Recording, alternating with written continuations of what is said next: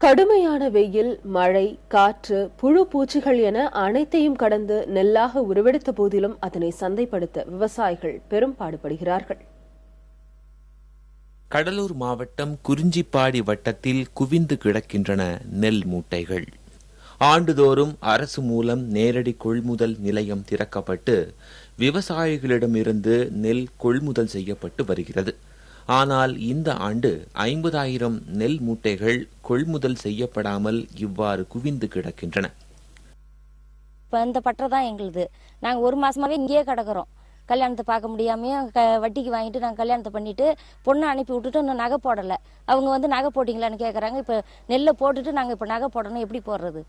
நீங்கள் நெல் போட்டு உடனே பணம் வந்தால் தானே நாங்கள் நகை போட்டு அனுப்ப முடியும்.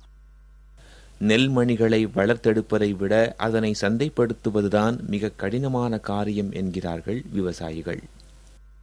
சாக்கு சரியான முறைக்கு டிஎன்ஸுக்கு வர்றது கிடையாது. இது போற சூழ்நிலையெல்லாம் இருக்கு. உடனே விவசாயம் பண்ணுங்க, தண்ணி இதுக்கு எல்லாம் பக்கத்துலாம் நாங்களே லேட்டாக அறுவடை செஞ்சோம். இப்போ பழையபடியுமே எங்களுக்கு அதோடைய வர செலவுக்கு பணம் பற்றாக்குறையாக இருக்கிறதால நாங்கள் அதை செய்யறதுக்கு கடினமாக இருக்கு. நாங்கள் இந்த ஏரி பக்கம் இதை வச்சு தான் நாங்கள் விவசாயம் பண்ணணும். இந்த பணத்தை வச்சு வேற வழி கிடையாதுங்க கிராமத்துள்ள. மேலும் மூட்டைக்கு 45 முதல் 60 ரூபாய் வரை பிடித்துக் கொள்வதாகவும் மீதமுள்ள பணமும் வங்கி மூலம் செலுத்தப்படுவதால் தாமதமாகவே கை சேருவதாகவும் விவசாயிகள் வருந்துகிறார்கள்.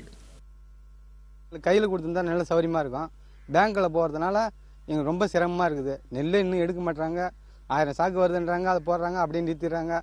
திரும்பி பணம் ஏறதுனால இந்த லேபர்கள்லாம் வேற ரொம்ப தேவைக்கிறாங்க, கூலிக்கு கிடைக்காத. அரசின் நேரடி கொள்முதல் நிலையத்தில் நெல் மூட்டைகளை கொள்முதல் செய்ய தாமதம் செய்யப்படுவதால் தனியாரிடமே குறைந்த விலைக்கு நெல் மூட்டைகளை விற்கும் நிலைக்கு தள்ளப்படுகிறார்கள் விவசாயிகள்.